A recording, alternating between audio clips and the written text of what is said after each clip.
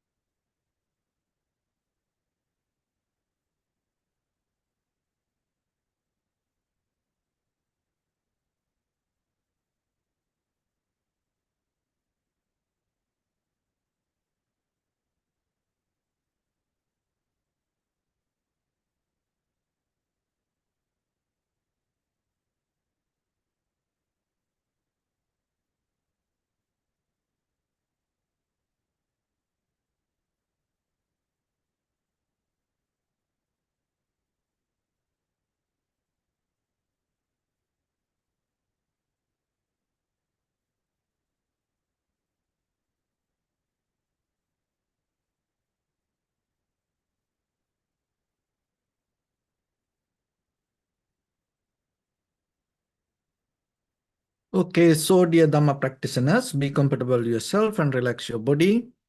And keep your back straight, neck head straight in one line, and your right palm on your left.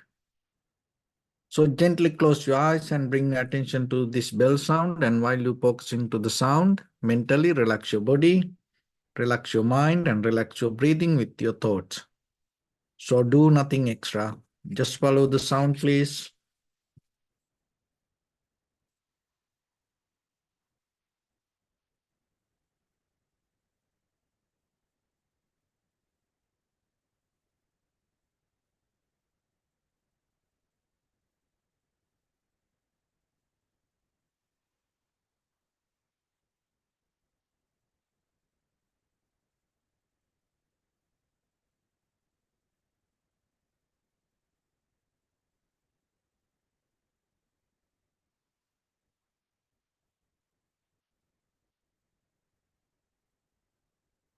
Namo tassa bhagavato arahato samma sambuddhassa. Namo tassa bhagavato arahato samma sambuddhassa. Namo tassa bhagavato arahato samma sambuddhassa. Homage to the Blessed One, the Exalted One, the fully Enlightened One. So, dear Dhamma practitioners, in these ongoing meditation sessions, we are mainly try to share some basic informations related to meditation and at the same time give you informations to understand the very background of this practice. So this practice basically focus towards the mind, development of the mind. So as you know, your life start with the mind and end with the mind. So everything you interfere with this world start with the mind, end with the mind. So then it is important to know the condition of the mind, and once you understand it, you are capable to maintain it, manage it, rather than controlling. So for that, you have to look into mind. And the most of the time, we know that we think, we know that we go through feelings, we know that we are dependent on our emotions, we know that we always hold it to our will and our desires, our intentions, but still sometimes we don't know what is this mind, how this happens. So that's why it is better you take some time to look into it. So in the very beginning, the looking to mind mean not kind of like a follow the ideas. You start to get out of all this doing, interference, go towards the outside and slowly start to withdraw from everything and settling down. So for that, from the beginning, you can get the help out of your physical practice. So that's why you need a posture. Or maybe start to slow down all your physical activities. Or maybe walk. If you walk, then you can slow down a little bit and mindful walking. We call this walking meditation. So slowing down give you kind of like a platform for yourself to slowly see the thoughts and the mind. So it's kind of like a thinking and the thinker. So this all the thoughts keep coming to us, good or bad, right or wrong, and the emotions and all the logical, that everything, these thoughts arise in us, but at the same time there is an experiencer. So from the beginning, if you start to work with this experiencer, so that's mean not the thoughts. You allow thoughts to be there as it is, but as experiencer, as observer, you are not interfering to it. So that is what another way we call the tranquility meditation. Another way, it's kind of like a single-minded concentration. So single-minded concentration means that as observer, as experiencer, you develop a discipline, be with your conscious decision. Let the thoughts to arise, let the thoughts to come and go, but you are not go with it. So once you have this single-minded concentration, what happened by the time you are capable to manage this mind, and it's kind of like it become more workable. You can work with it. Of course, now also we work with the mind, but now it's not like that.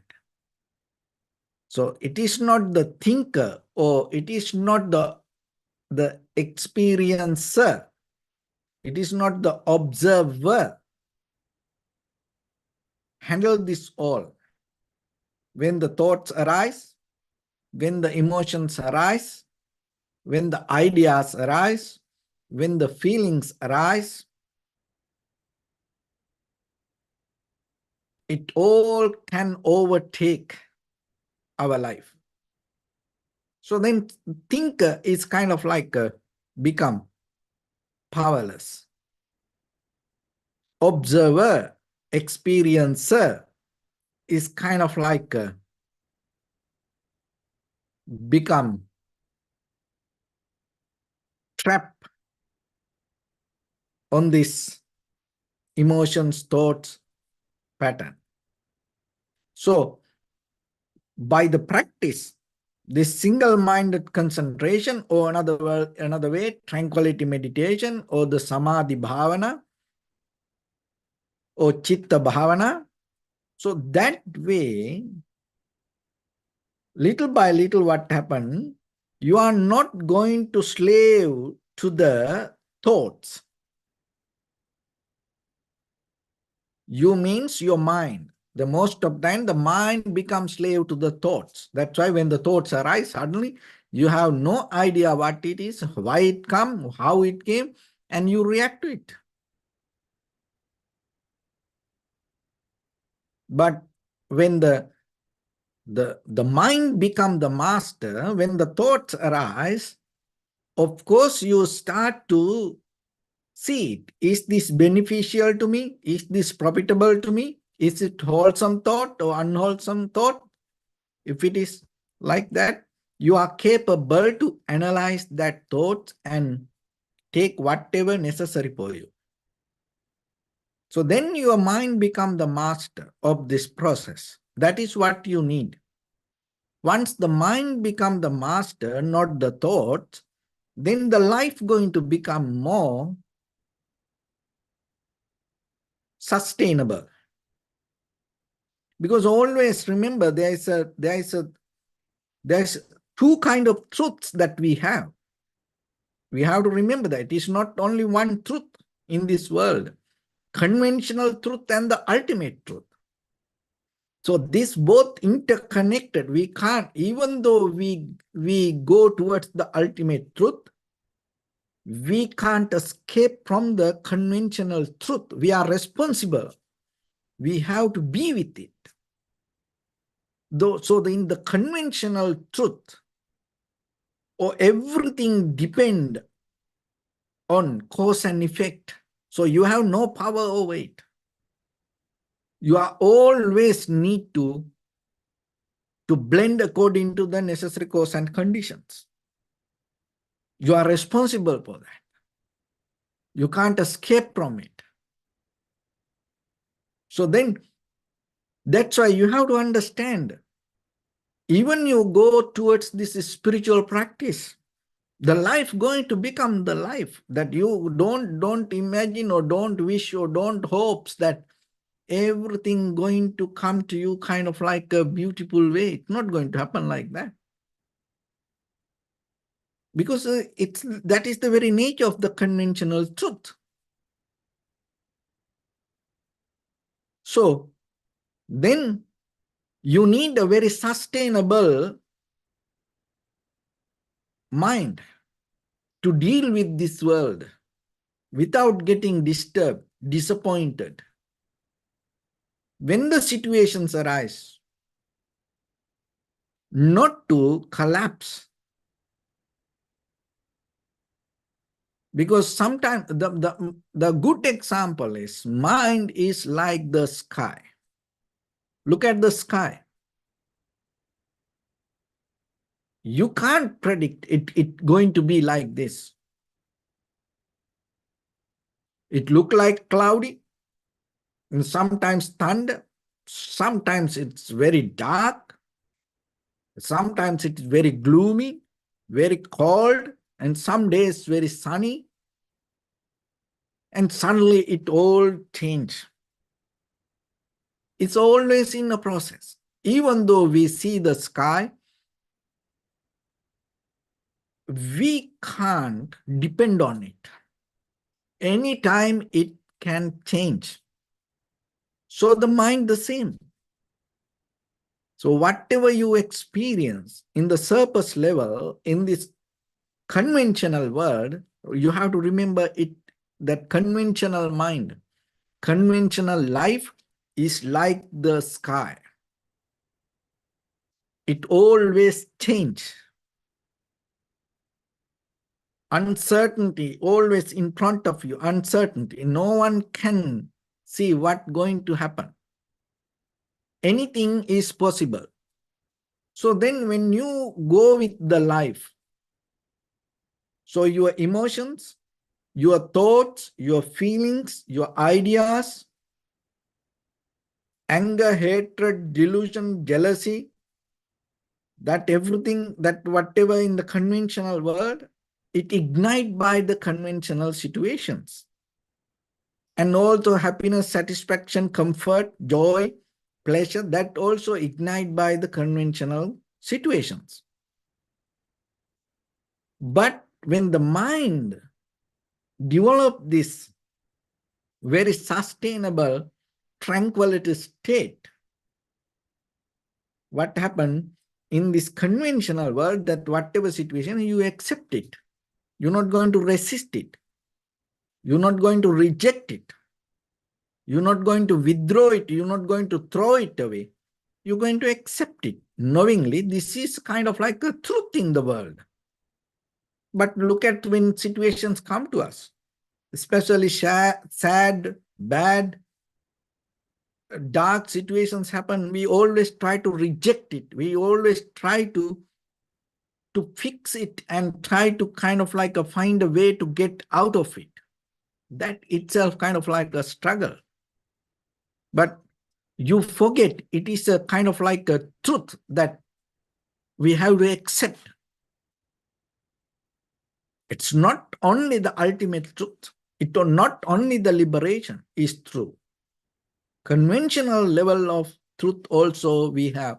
So most of time, especially when it comes to this spiritual practice, one of the mistake that we do here, most of time, we like to accept this ultimate truth. We all like to think about the spiritual success, but we are not ready to accept this conventional world as kind of like truth. We think it should not happen. No, learn to accept it as a truth. That is the time that you are going to think there is something more better than this you need. That is where you start to look forward, not to anymore stay in this conventional world anymore. You're not going to keep going with this conventional world. Why? Because you understand this conventional world you can't fix. You can't fix this conventional world. Remember that. It's never going to be a very beautiful, nice place. It's always good and bad, right and wrong, beauty and ugly, all going to be here. And suddenly something pop up, suddenly something collapse. And in the conventional world, always remember, it's like a ladder. One angel go up, one demon go down. When the demons go up, the angel come down. That's the conventional world. You gain success, one day you lost everything. And everybody appreciate you, and one day everybody going to come against you. Someday somebody will love you and the same person become the enemy to you. And one day you will have this all, one day you're going to lose this all.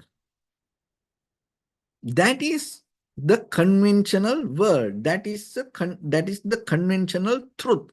It is not you. But look at when situations happen. Oh, why it happened to me? We condition it. We condition it. It is me. I should not be like this. It should not happen to me like this. No, that is the truth you have to understand. This world is ugly. This world is hard. This world is difficult. This world is beautiful. This world is easy. And this world is a place to play. So when you play, always not going to win. Some days you have to lose. Somebody will win. So if you want to keep playing, this is the place. But if you think this is enough for me, then ultimate truth is there. So this is not the end. There is something else. Then you can start to look how you can get it. But remember, until the day that you come to kind of like don't understand this conventional truth, you can't catch that what is a spiritual truth. That is something. So then this world, that as we are in this world, what we experience this with our eye, ear, nose, tongue, body, mind, this perception, these faculties, this experience, this consciousness is the key to open the door to enter to liberation. So then accept it. Only thing is, when you have that, learn to be mindful about it.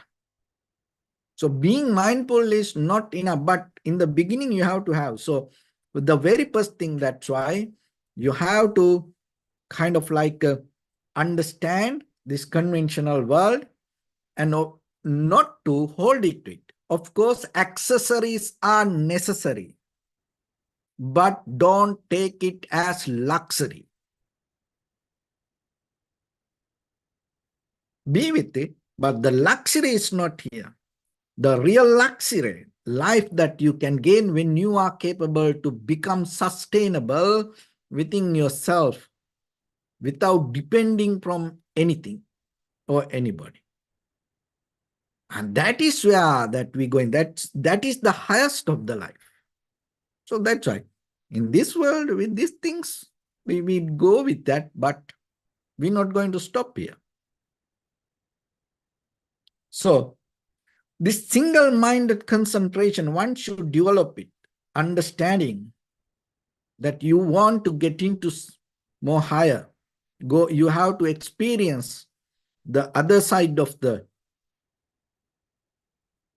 truth, the higher truth. So first, you're settling down and you have the undisturbed mind.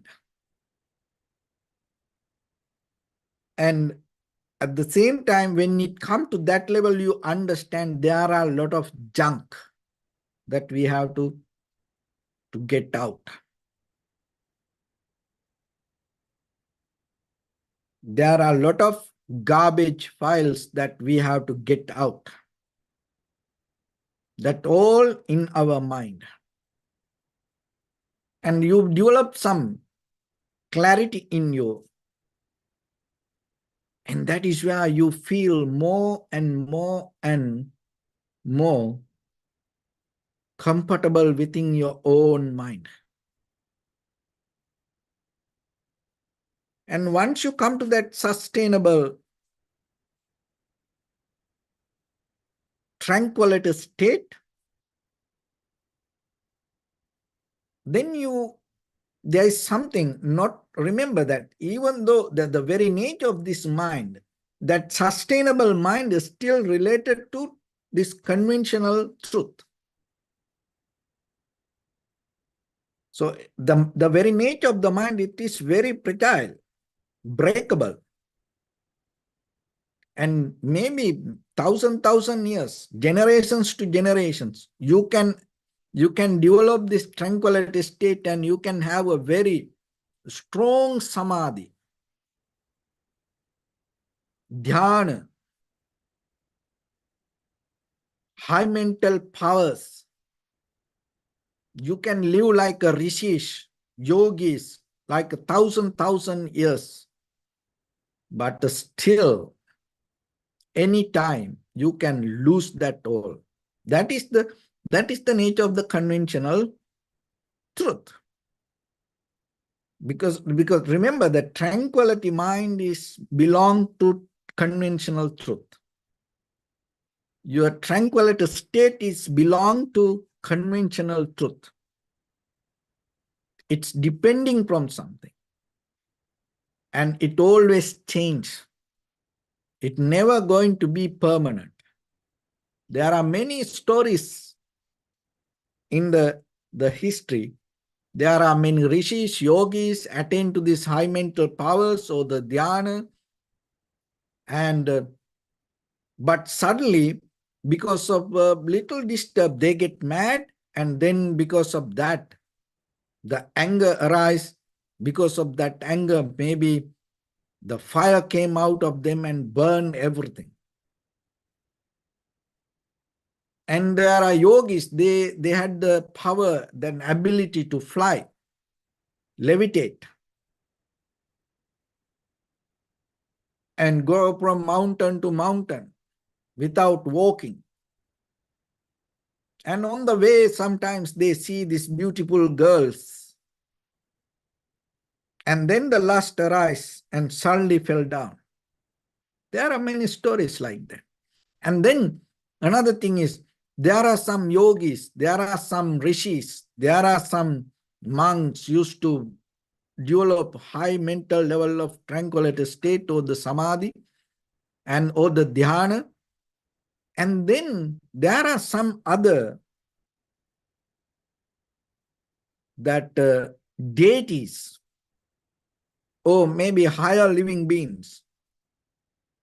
And they get jealous about this. Oh, he's developing his mind. Now he's going to become more stronger than me. Or kind of like they can see this. And then what they does? They send a kind of like angels, beautiful, girls and beautiful women around them. And then what happened? He opened the eyes and he kind of like Samya, and he lost the power. And then the other person looking at that and laugh. See that? They have the jealousy also. These are stories kind of like telling. These all the stories, what it tell. It's try to tell us this tranquility state is not a place to hold, even you achieve to that. So once you come to that, there is a kind of like something that you have to understand, that go into this ultimate wisdom, ultimate truth, or the vipassana level is a different method. So that getting to tranquility state, you have to hold it to, you have to settle down. Only thing is you take out unnecessary things and you concentrate towards one point and then you settling down with it. But in the ultimate truth, it's not like that. It's completely different mechanism. So this is how you have to understand it, conventional. So conventional level, you achieve to this level using your own skills, memory, and ability to understand things. So if you understand this point, I hope you may get some idea about what is this vipassana level of practice. Critical, analytical, observation without becoming biased to any kind of method or the technique or pattern or kind of like that. Just think. So you are in this level now. So far you came to using your knowledge, your practice. But now from this point, you have to go to completely different level of higher level. So then, in these conditions, you can't go there. This is what you have to understand. In this condition, you can't go into beyond this. So in these conditions, you always go around this condition. That is the tranquility level of practice. So go into higher level, you have to be free from this level. So then all mental conditions, rather than hold it to it, rather than develop it, all mental conditions, all practice, you have to let go. And that is where you can jump to more higher frequency. But what we try to do, just imagine what we tried. You practice, so you are the one who want to do vipassana. You can't do that. You are the one who want to, you can experience the tranquility state. You can experience the samadhi. You can experience the high mental powers. Nothing wrong with that.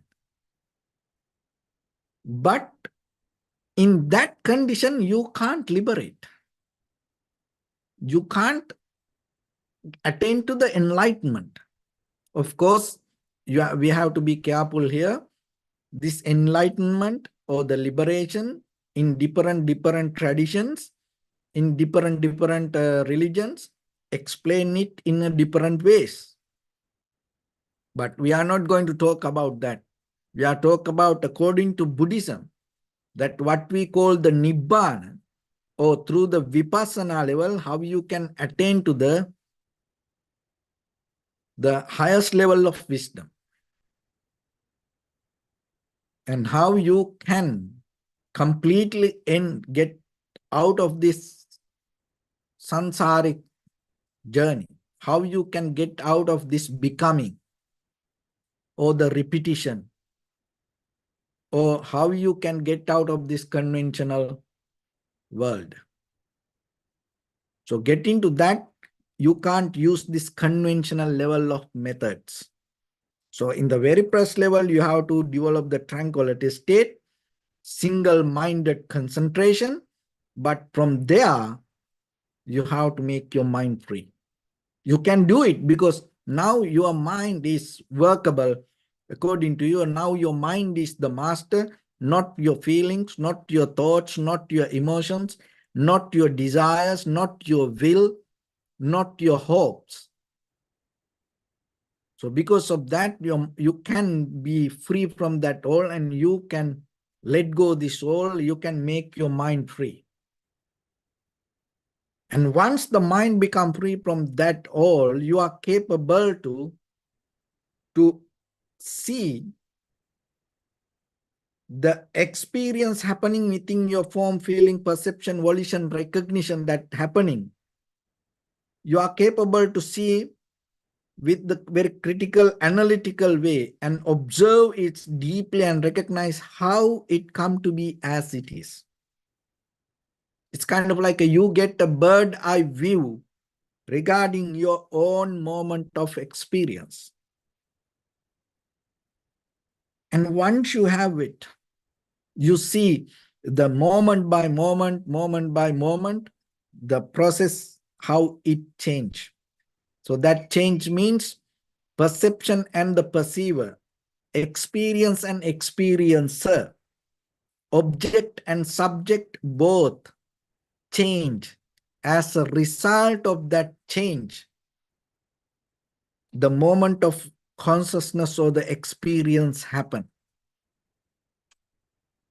So once you see that anymore, you are not going to hold it to anything. That anything doesn't mean this outside world. No, here, the anything, you are not going to hold it to kind of like a permanent self-centered mind as I am. You're not going to take this body anymore as me. You're not going to take these feelings as me. You're not going to get these thoughts as me. You're not going to get this experiencer as me. So you recognize that moment by moment, the process happening inside you is impermanent. And once you have that, you will experience everything, but still you're not going to hold it to it. And once you have that nature, you kind of like, there's nothing to let go. There is nothing to suffer.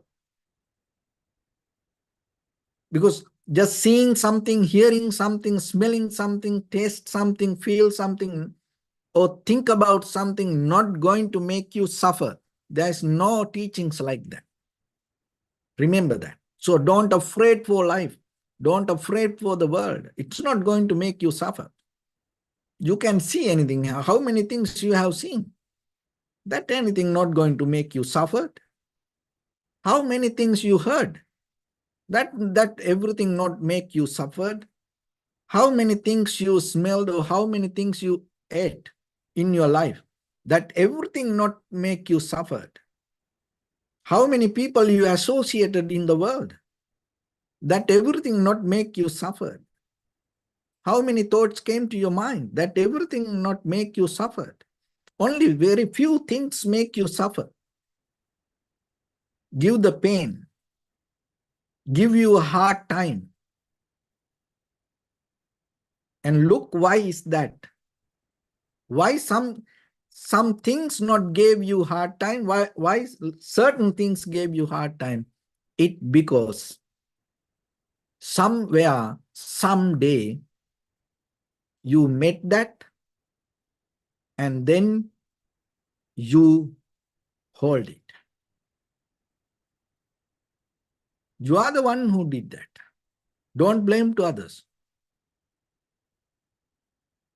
You are responsible for that.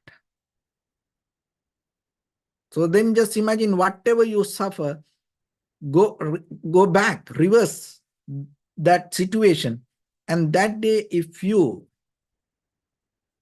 didn't hold it to it, that suffering is not here today. So try to understand that.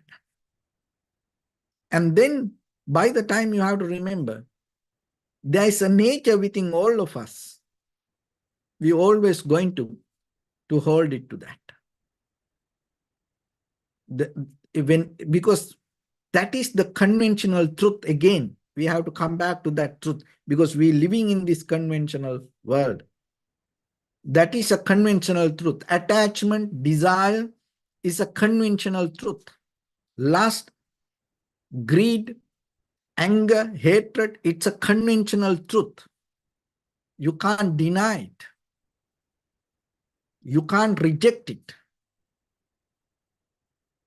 But only thing is you have to understand there is a way you can get out of it. Remember, don't touch the world. Don't touch these outside things. Even don't allow anybody to know that you practice this. Then you're going to get into troubles. No? Especially when it comes to vipassana. Remember, if you practice tranquility meditation, even as I mentioned, remember there are some deities and they so, oh, you practice tranquility meditation, your dhyana, high mental powers, maybe you're going to challenge me or you're going to become better than me. And they sometimes challenge you. So this is a very personal, private, secret practice sometimes. But nowadays we talk like this. But when it comes to vipassana level, don't allow anybody to know that you are practice this. Unless if there is a person know about this and practice like this, and that we call the community of Sangha. So if you have that kind of people, it is okay to have a conversation. Otherwise, don't try to have a conversation about it. So practice yourself deeper within your mind. And no need to that you are practicing it. You live with the world knowingly this is the conventional world. And don't try to justify anybody, don't try to judge anybody, don't try to go against anybody using your practice. No, it's nothing to do with that anybody in the world. Some days world become beautiful, some days the world become ugly, and things always going to be there like that. You no need to get mesmerized or collapse because of that anything. You can't change that.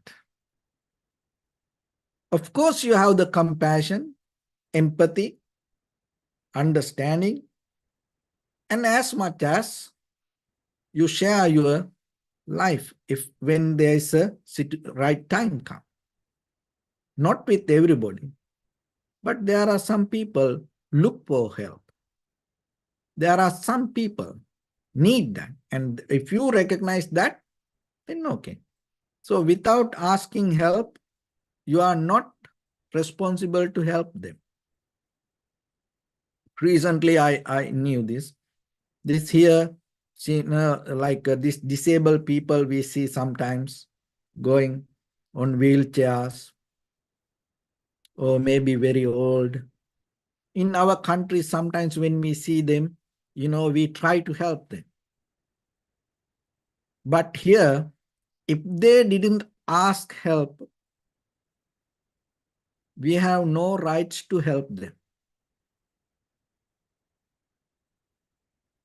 So whatever they go through, if they ask the help, then we can. But otherwise, if they don't ask, we have no right to help them. So like that, in this spiritual journey, always remember, you can't fix people. You can't help others. But there are some people, they ask it, they need it. So for that kind of people, these things work. So that's why even these teachings, this talk's not for everybody. But if somebody think, how I can go beyond this, then this practice will help for you. So with that, let's get into practice a little bit now. So your right palm on your left and neck, get straight in one line and be comfortable with your posture.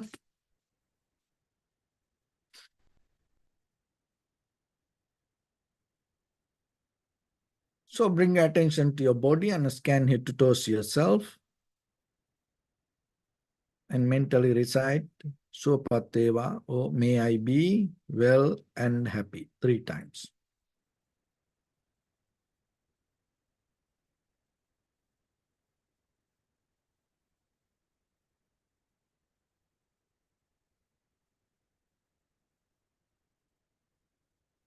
Take a moment and think.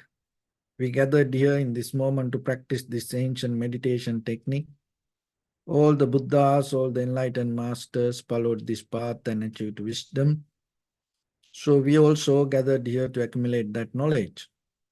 In this moment with this sitting, may my body become more comfortable. May my breath be more smooth. May no difficulties come to me. May all the success come to me. Also think for a moment, This is the last moment we are spending in this very lifetime, and detach your mind from all your past memories and as well as any kind of future thoughts. Just try to remain in the present moment, observing the sensation of your inhalation and exhalation. So in the beginning, observe the sensation, recognize inhalation, exhalation separately, and then follow the entire continuation from beginning to end, knowingly this is the beginning, this is the middle, this is the end. And by the time, observe how all the experience change moment by moment itself. Do nothing extra. So deeply and gently, breathe in, breathe out 3 times and find the sensation, please.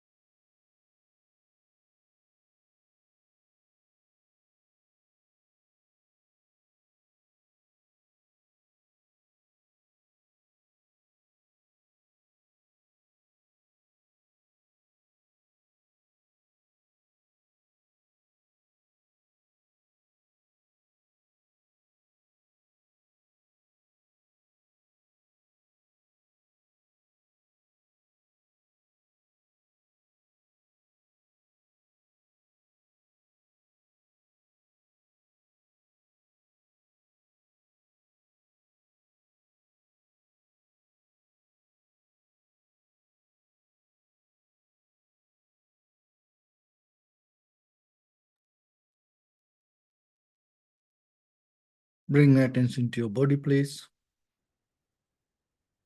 Observe your posture.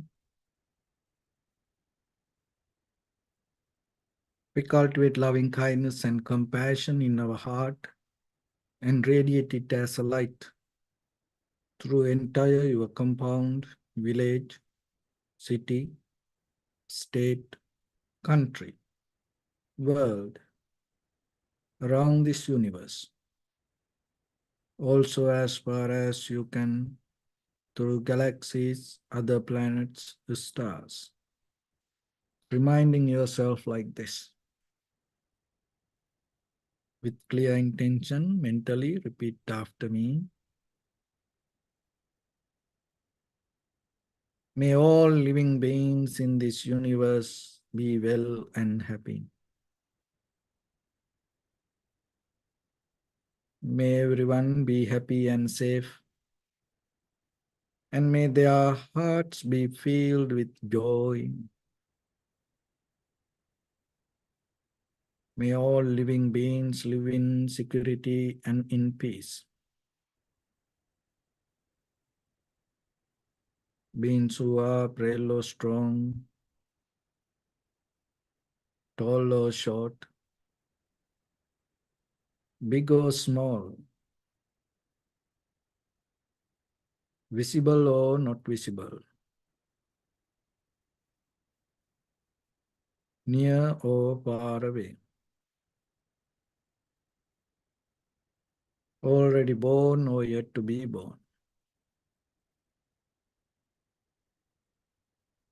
May all of them dwell in perfect tranquility. Let no one do harm to anyone. Let no one put the life of anyone in danger. Let no one out of anger or ill will wish anyone any harm.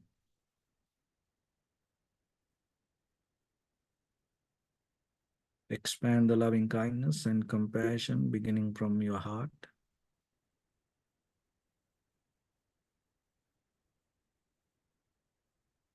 Forward.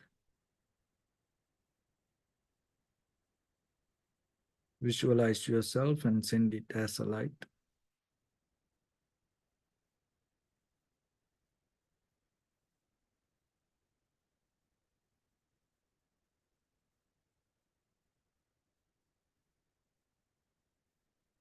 To your backside.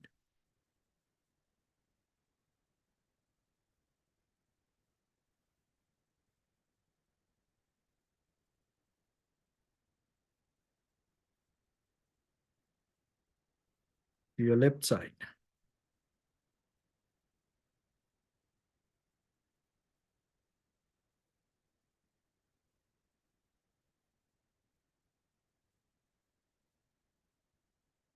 And to your right side.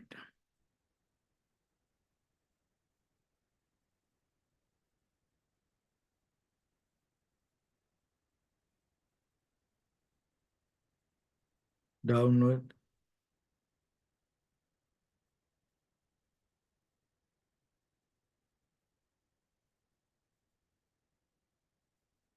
And upward.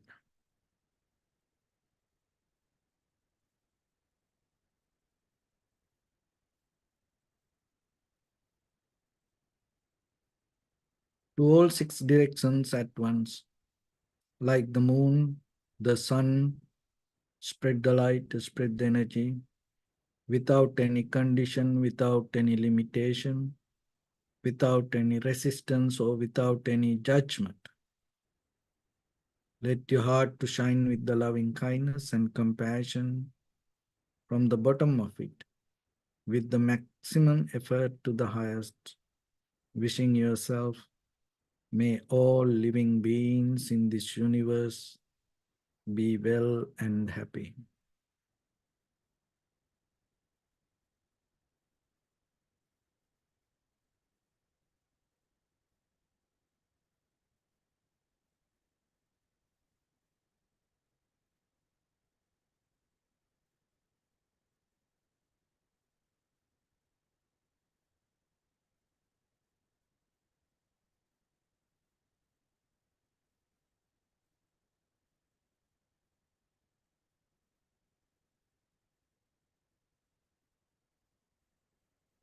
Say sadhu, sadhu, sadhu.